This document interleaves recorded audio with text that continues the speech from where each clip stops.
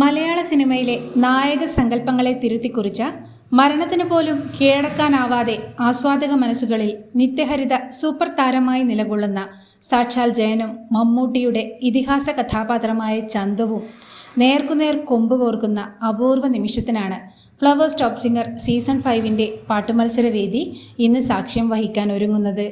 അത്ഭുതപ്പെടുത്തുന്ന ആലാപന ചാരുതയും ഉടുപ്പിലും നടപ്പിലും വേഷപ്പകർച്ചയിലും അമ്പരപ്പിക്കുന്ന പകർനാട്ടവുമായി ജനപ്രിയ കുട്ടിപ്പാട്ട് താരങ്ങളായ താരക്കുട്ടിയും ആര്യനുമാണ് കുട്ടി ജയനും കുട്ടി മമ്മൂട്ടിയുമായി ഗാനവേദിയെ ഇളക്കിമറിക്കാനെത്തുന്നത്.